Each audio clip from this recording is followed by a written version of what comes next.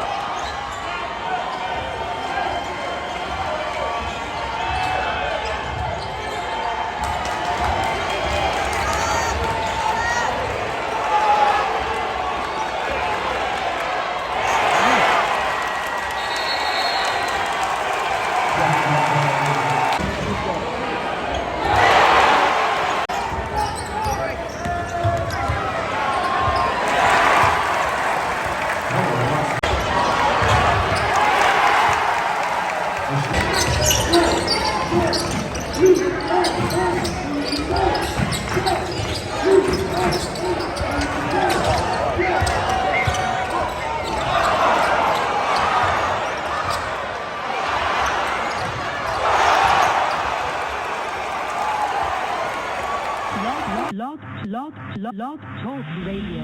All right, welcome to the end of day 2, and this has been a crazy day. We got a great set of games this afternoon.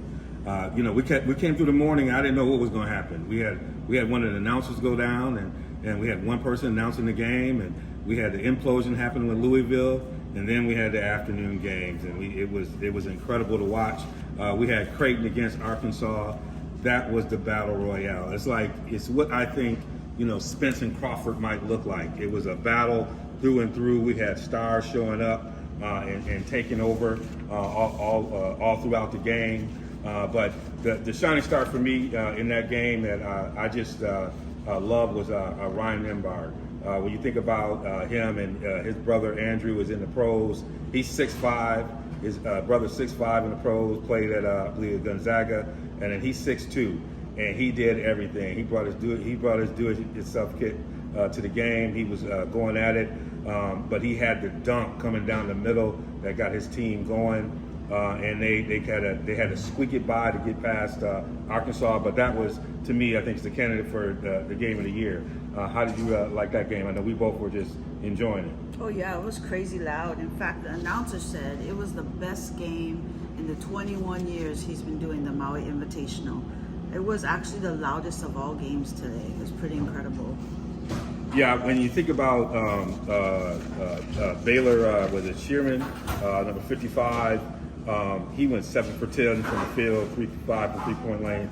But he was, early on in the game, he was putting his presence there. He was there going at it. I was watching the game next to Creighton's AD. He was, he's elbowing me in the paint. He was excited, but he talked about the way in which he stands up in the big moments, and they really liked it. He showed it, but then Arkansas kind of got him squeezed early in the half, and then I know in the press conference he talked about he had to kind of find his way, trust his teammates to kind of keep it going, and he kind of came back on in the end. This guy right here is a legitimate pro. He's something that's going to be people are going to be watching throughout the year as well, and so he came in. But our young man Anthony Black didn't disappoint. He had another 26 points, 6 assists and 6 rebounds. He had towards the end of the half, he threw an alley-oop. I believe he threw it to, it must have been Brazil, caught a baseline for the dunk. I mean, he was the star that we thought he was going to be. And then you had Council the fourth.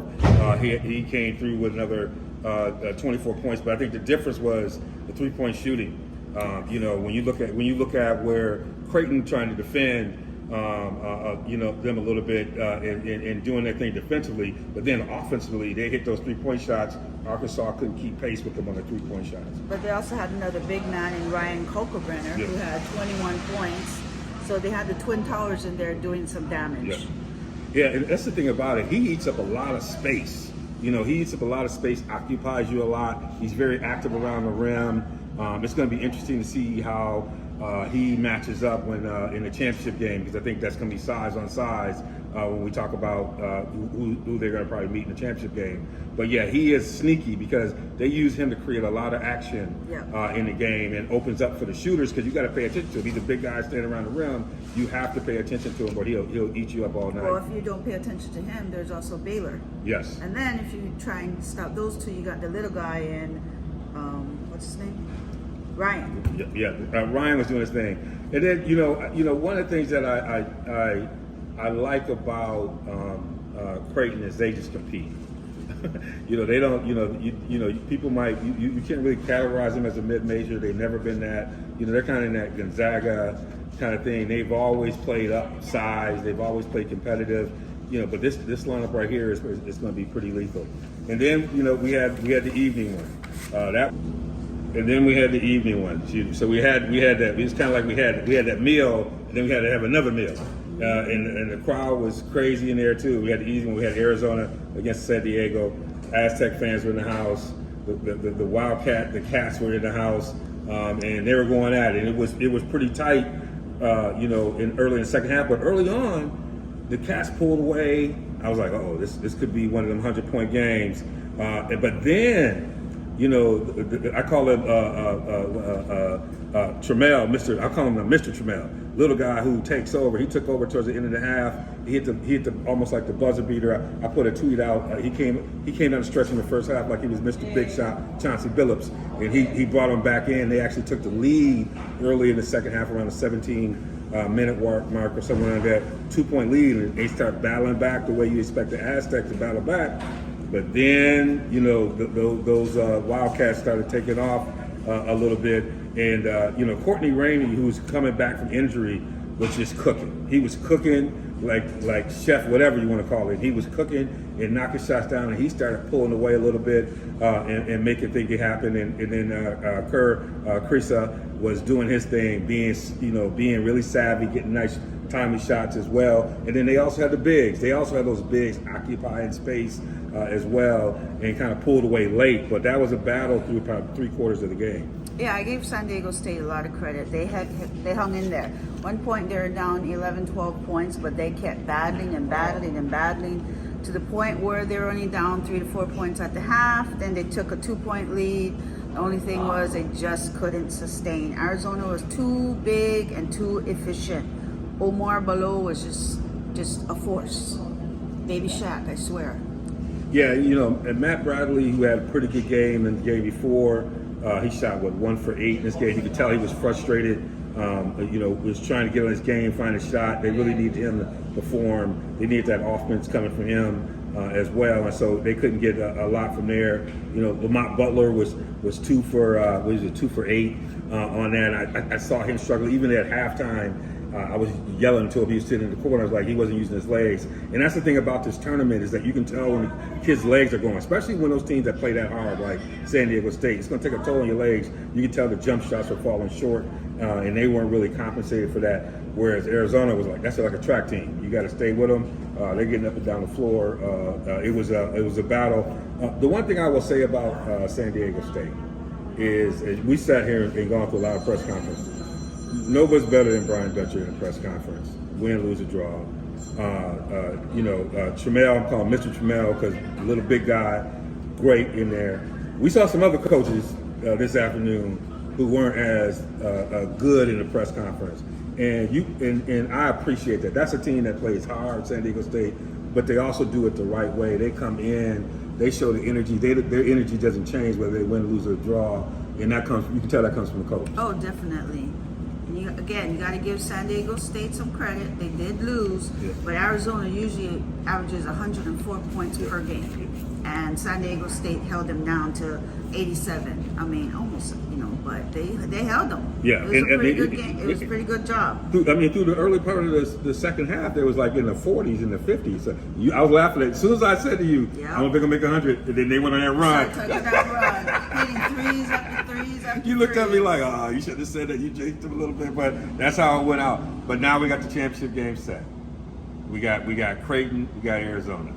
I feel like it's like 8 Mile. We got Papa Doc and Buddy Rap. You know, they're gonna be looking at each other. That's how they're gonna be staring down tomorrow. And I feel like I don't know. You know, you got Arizona with the high power, but I'm not betting against Creighton. I thought Arkansas was gonna handle their business, and I just don't see it. What do you think? Yeah, no, I'm leaning towards Creighton.